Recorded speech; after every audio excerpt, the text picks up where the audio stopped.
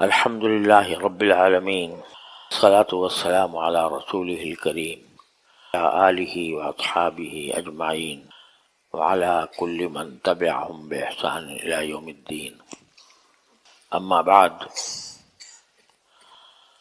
میرے محترم بزرگوں، دوستوں اور بھائیوں، السلام علیکم ورحمۃ اللہ تعالی وبرکاتہ۔ آج الحمدللہ رجب کا مہینہ شروع ہو گیا ہے، اور اللہ تبارک و تعالی نے مختلف مہینوں کے لیے کچھ خصوصیات رکھی ہیں۔ رجب کا مہینہ بھی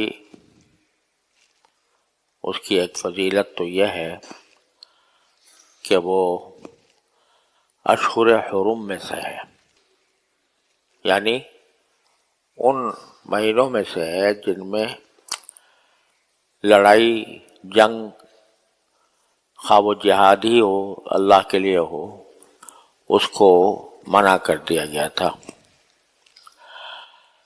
گویا اس کو قرآن کریم نے حرمت والے مہینے قرار دیا ہے، عزت والے، حرمت والے مہینے۔ ان میں سے ایک رجب بھی ہے،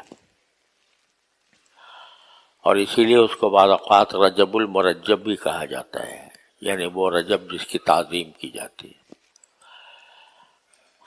اور اس کے بارے میں بعض روایات میں مذکور ہے کہ جب رسول کریم سرور دو عالم صلی اللہ علیہ وسلم رجب کا چاند دیکھتے تھے تو یہ دعا فرمایا کرتے تھے کہ اللہم بارک لنا فی رجب و شعبان وبلغنا رمضان، کہ اللہ ہمارے لیے رجب کے مہینے میں اور شعبان کے مہینے میں برکتیں عطا فرما، اور ہمیں رمضان تک پہنچا دیجیے، جس کے معنی یہ ہے کہ ہمیں اتنی عمر عطا فرمائیے کہ ہم اپنی زندگی میں آنے والا رمضان پا سکیں اور اس کی فضیلتوں سے، اس کے تقدس سے ہم فیض یاب ہو سکیں۔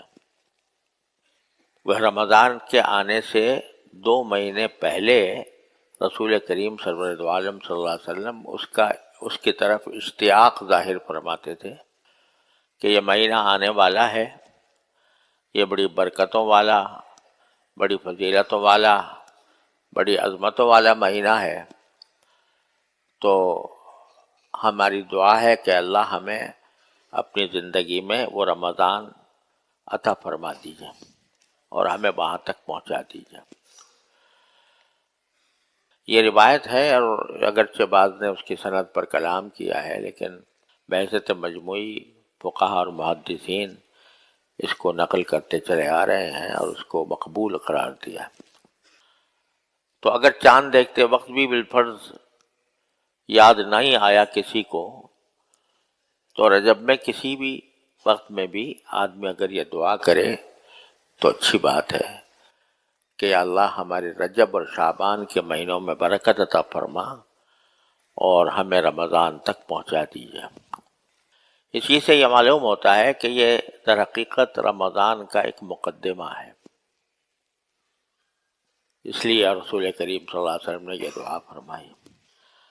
رجب بھی اور شعبان بھی دونوں مقدمے ہیں رمضان المبارک کے مہینے کے لیے۔ اس کے علاوہ جو باتیں رجب کے بارے میں مشہور ہیں ان کا کہیں ثبوت نہیں ہے۔ بعض لوگوں نے یہ بنا رکھا ہے کہ بھئی رجب کے موقع پر کوئی خاص نماز مقرر کر رکھی ہے کہ اس طرح نماز پڑھی جائے، فلاں تاریخ میں پڑھی جائے، اس کی اتنی رکعتیں ہوں، اس میں یہ پڑھا جائے، وہ پڑھا جائے۔ اس کا کہیں کوئی ثبوت نہیں ہے، نہ قرآن کریم میں، نہ سنت نبی کریم صلی اللہ علیہ وسلم۔ اور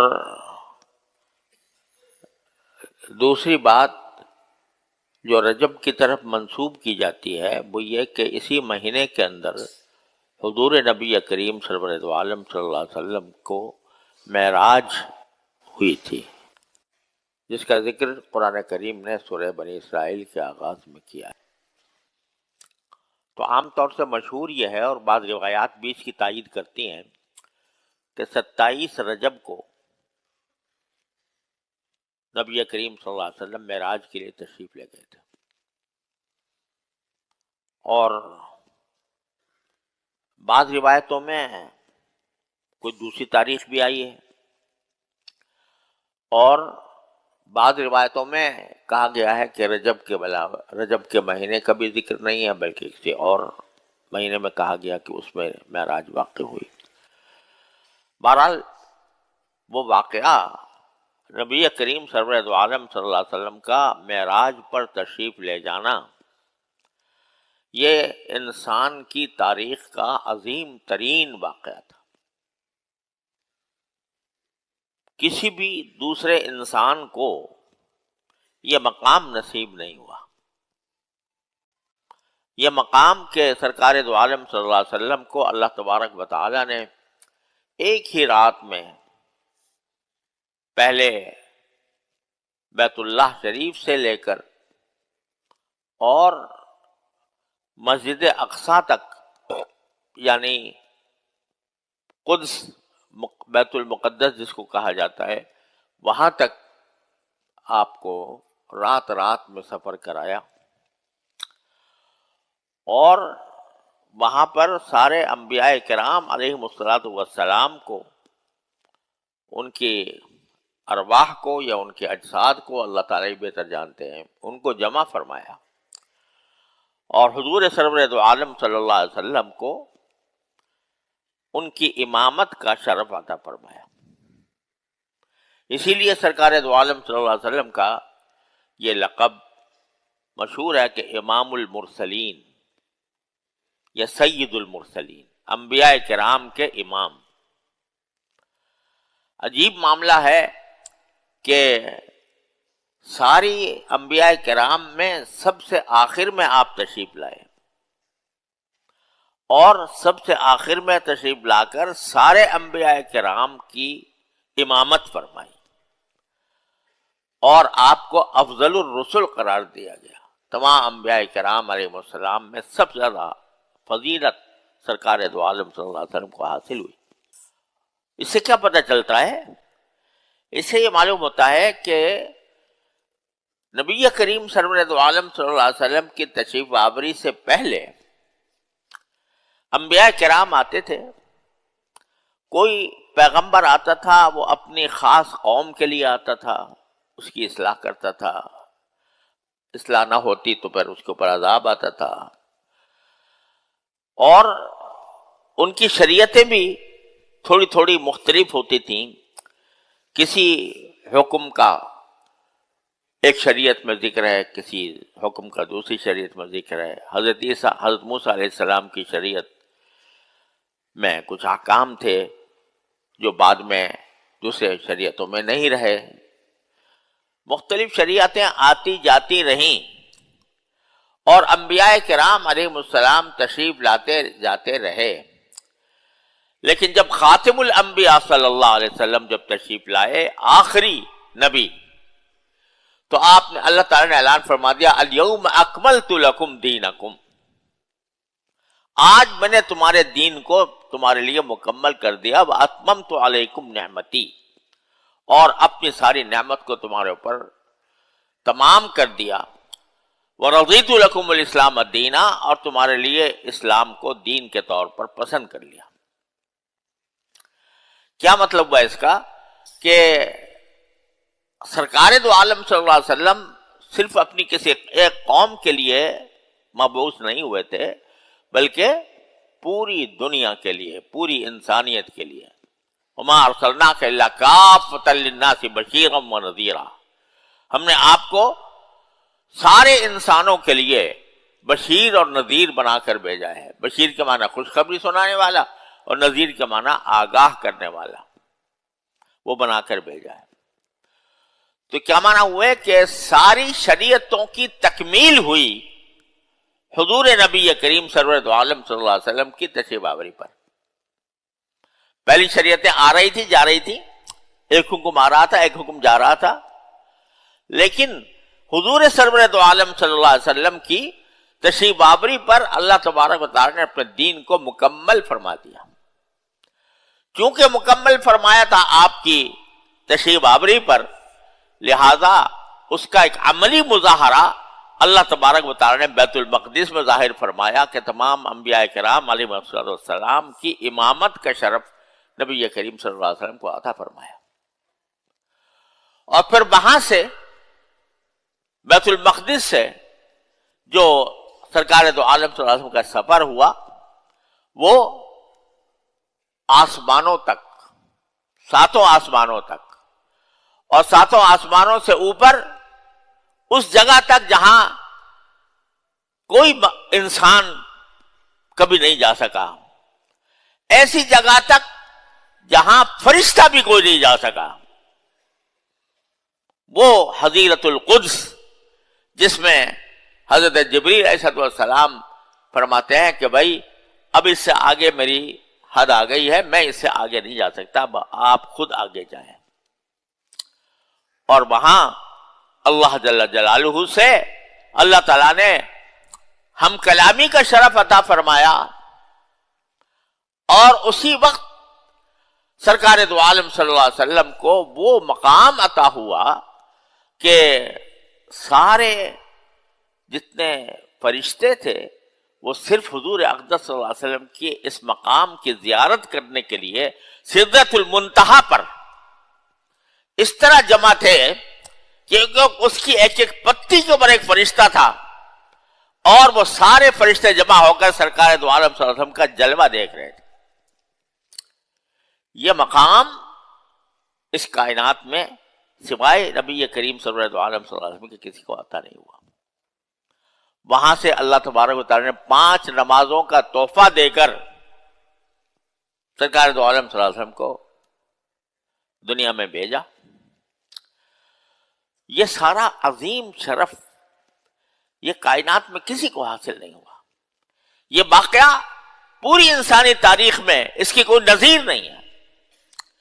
یہ جو روایات میں آتا ہے نا کہ راتوں رات یہ سارا کام ہو گیا، بیت المقدس چلے گئے.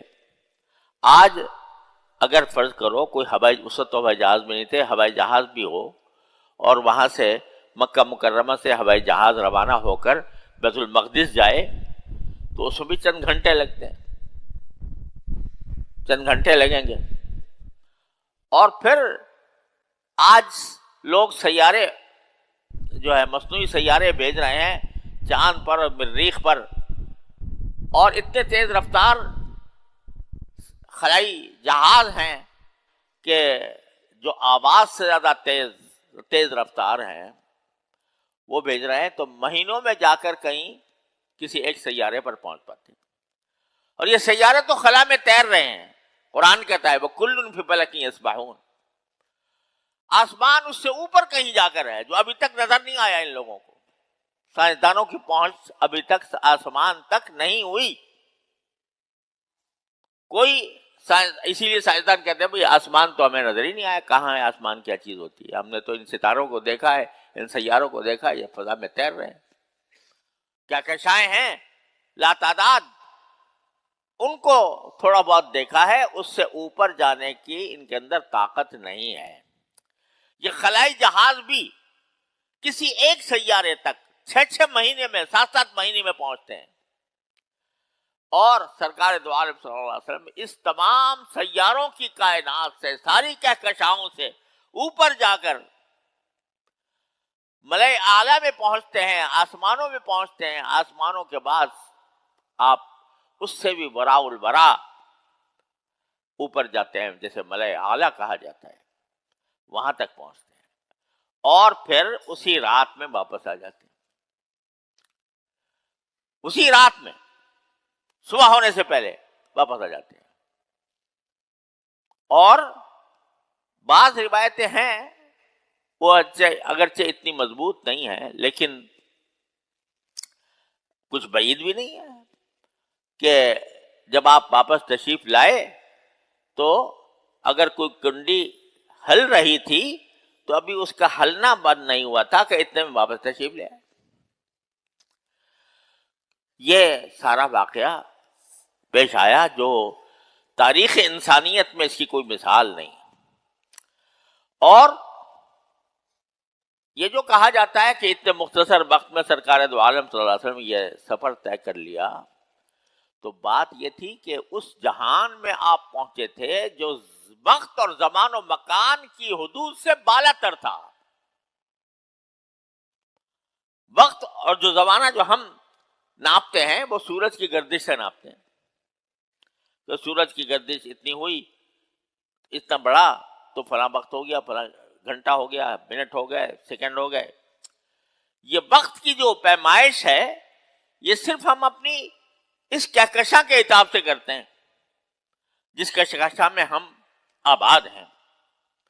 لیکن جو خالق کائنات ہے وہ اس وقت کی پیمائش کا محتاج نہیں ہے. وہ وقت سے مابرا چیز ہے، وقت کی حدود سے بہت آگے کی چیز ہے جو سرکار دو عالم صلی اللہ علیہ وسلم کو عطا ہوئی. اور آپ ساتوں آسمانوں تک، پر اس سے آگے بڑے اعلیٰ تک، حضیر قدس تک، سدرۃ المنتہا تک آپ نے سفر فرمایا. اس میں باتیں بھی ہوئیں، اس میں ملاقاتیں بھی ہوئیں انبیاء کرام علیہ السلام سے، اس میں سارا کچھ ہوا، مذاکرہ بھی ہوا، نمازیں اللہ تعالیٰ نے فرض کیں، اور حضور اقدس صلی اللہ علیہ وسلم نے حضرت موسیٰ علیہ السلام کی نصیحت کے مطابق باری تعالیٰ سے یہ بھی عرض کیا کہ شروع میں 50 نمازیں فرض ہوئی تھیں. حضرت موسیٰ علیہ السلام نے کہا کہ یہ تمہاری امت برداشت نہیں کر سکے گی، تو پھر جا کے کمی بھی کرائی، بار بار آنا جانا ہوا.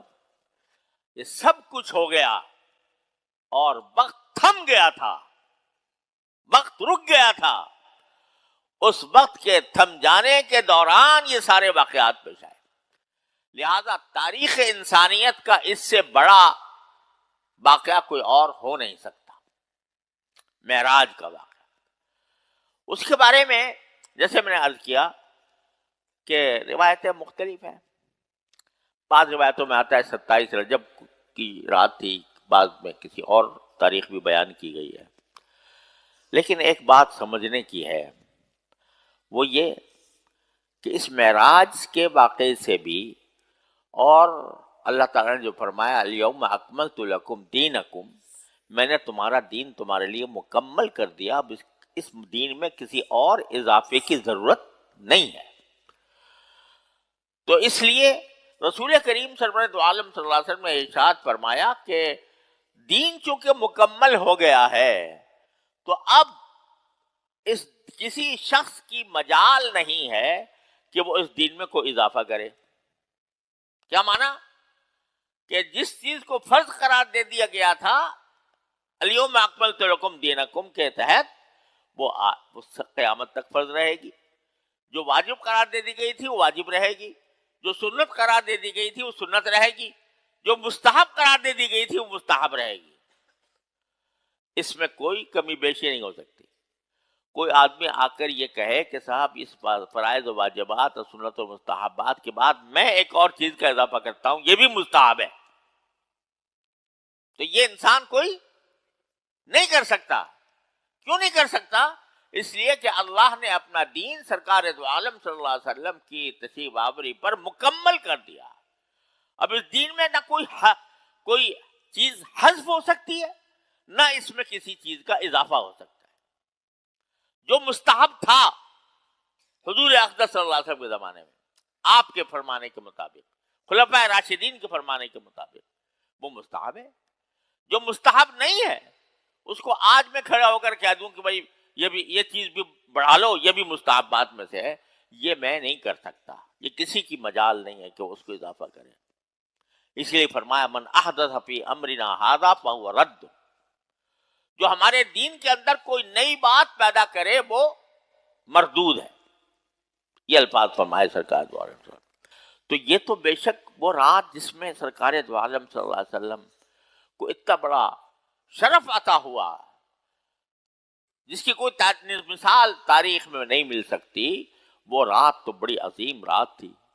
اس کی عظمت کا کیا ٹھکانہ. اس کی جلالت قدر کا ہم اندازہ بھی نہیں کر سکتے. لیکن کیا ہر سال جب وہ رات آئے تو ہر سال وہ رات کسی خاص عبادت کے لیے مخصوص کی جائے، اس کا کہیں ذکر نہ قرآن میں، نہ حدیث میں، نہ سرکار دو عالم صلی اللہ علیہ وسلم کے عمل میں، نہ صحابہ کرام اور خلفائے راشدین کے عمل میں. معراج کے عظیم واقعے کے بعد سرکار دو عالم صلی اللہ علیہ وسلم 18 سال دنیا میں موجود رہے. ظاہر ہے ہر سال وہ رات آتی تھی جس میں آپ معراج کو تشریف، آپ سے زیادہ کون جان سکتا تھا کہ وہ رات کون سی تاریخ میں آتی ہے. لیکن کبھی آپ نے اس کا کوئی اہتمام نہیں فرمایا. کبھی یہ نہیں فرمایا کہ بھائی یہ رات وہ ہے جس میں مجھے اللہ تعالیٰ نے اتنا بڑا شرف عطا کیا تھا، لہذا اس میں نمازیں پڑھا کرو، اس میں جاگا کرو، اس کی کوئی فضیلت ہے. یہ بات سرکار دو عالم صلی اللہ علیہ وسلم نے نہیں بیان فرمائی. 18 سال اور شب قدر کی فضیلت بیان فرمائی، شب قدر کے احکام بیان فرمائے، لیکن شب معراج کے بارے میں آپ نے کوئی ہدایت نہیں دی. نہ ہدایت دی، نہ خود کوئی عمل کیا کہ ہر سال. یہاں تک کہ خلفائے راشدین نے کچھ نہیں کیا، صحابہ کرام نے نہیں کیا. کیوں نہیں کیا؟ اس لیے کہ رسول کریم صلی اللہ علیہ وسلم نے اس کی کوئی ہدایت نہیں دی تھی. اور یہ وجہ ہے کہ تاریخوں میں اختلاف ہو گیا. تو بھئی کون سی تاریخ ہوئی تھی شب معراج؟ اگر کوئی حقیقت ہوتی نا کسی دن منانے کی، کسی رات بنانے کی، دین کے اندر اگر کوئی حقیقت ہوتی تو کم از کم یہ محفوظ تو رکھا جاتا کہ بھئی فلاں رات کو ہوئی تھی، اس میں کوئی اختلاف بھی نہ ہوتا. لیکن نہیں ہوا. تو معلوم ہوا کہ الحمدللہ یہ بڑی نعمت کی بات ہے کہ شب معراج رسول کریم صلی اللہ علیہ وسلم کو عطا ہوئی. لیکن ہر سال اس کو کسی اس طرح منانا جیسے کہ شب قدر منائی جاتی ہے، یہ دین میں اپنی طرف سے اضافہ ہے. اپنی طرف سے اضافہ ہم کرنے کے مجاز نہیں. بھائی یوں تو ساری راتیں اللہ کی بنائی ہوئی ہیں، اس میں جب بھی عبادت کی جائے وہ فضیلت کی چیز ہے. ہر شب قدر است اگر قدر بدانی، بزرگوں نے کہا ہے. ہر رات شب قدر ہے اگر تم قدر پہچانو. تو ٹھیک ہے، ہر رات میں جاگتے ہو، اس رات میں بھی جاگ لو. اس رات کو بھی عبادت کر لے، اس میں بھی دعائیں کر لے، کوئی حرج نہیں. لیکن یہ سمجھنا کہ یہ ایک سنت ہے یا یہ شریعت کا تقاضا ہے کہ اس رات کو ضرور جاگا جائے، یہ اپنی طرف سے دین میں اضافہ ہے. میں نے عرض کیا مستحب سب سے کم درجے کی چیز ہوتی ہے، مستحب، یعنی جس کے کرنے سے ثواب اور نہ کرنے سے کوئی گناہ نہیں. وہ مستحب بھی حضور اقدس صلی اللہ علیہ وسلم اور صحابہ کرام نے بتا دیے سب، جو اب میں کھڑا ہو کر یہ نہیں کہہ سکتا کہ بھئی یہ کام کر لو، یہ بھی مستحب ہے. تو یہی معاملہ اس کا بھی ہے. تو ٹھیک ہے، جب آدمی پورا رجب کا مہینہ معظم ہے، مکرم ہے، اس میں جس رات میں بھی آدمی عبادت کرے انشاءاللہ ثواب ہے. کوئی روزہ رکھے تو کوئی حرج نہیں ہے. لیکن جو لوگوں نے تعیین کر لی ہے کہ فلاں تاریخ کو روزہ رکھنا، فلاں تاریخ کو جاگنا، اس کو مستحب قرار دیا گیا ہے، اس کی کوئی اصل نہیں. اور اس سے بھی زیادہ جو ہمارے معاشرے میں بات رواج پا گئی ہے کہ کنڈے ہوتے ہیں رجب میں. پتہ نہیں یہ کنڈے کہاں سے آ گئے. اس کی کوئی اصل کوئی دور دور تک موجود نہیں ہے، نہ قرآن میں، نہ حدیث میں، نہ صحابہ کرام کے عمل میں. اور اس کو ایسا لازم سمجھ لیا گیا ہے کہ بھئی یہ اگر کنڈے نہ کیے تو رجب کا مہینہ ہی نہ ہوا. اور اس میں جو ہے خاص قسم کی کوئی بنائی جاتی ہے، پتہ نہیں کیا ہوتا ہے، وہ پوریاں اور حلوہ یا خدا جانے کیا ہوتا ہے. تو اس کا تو کوئی دور دور کوئی ذکر و فکر نہیں ہے. اور یہ صرف ہمارے یہاں ہے، بر صغیر میں، ہندوستان پاکستان میں. ساری دنیا میں جا کے دیکھو، کہیں بھی کوئی نہ کنڈا، نہ پوری، نہ ترکاری، نہ کوئی اور حلوہ، ساری دنیا میں کہیں نہیں ہوتا. یہاں پر یہ رسم چل پڑی ہے، اور اس کو بھی دین کا حصہ سمجھ لیا گیا ہے. جو کنڈے نہ کرے وہ گویا معاذ اللہ دین کی سے خارج ہے. تو ایسی چیز کو دین کا حصہ بنا لینا جس کی کوئی اصل نہ قرآن میں ہے، نہ سنت میں ہے، نہ صحابہ کرام کے عمل میں ہے، یہ چیز ہے جس کو رسول کریم صلی اللہ علیہ وسلم نے منع فرمایا تھا.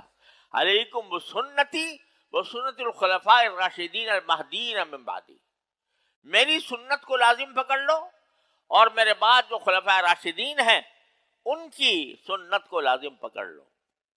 اس کے بعد جو چیزیں لوگوں نے اپنی طرف سے گھڑ لی ہیں ان کو دین کا حصہ نہ سمجھو.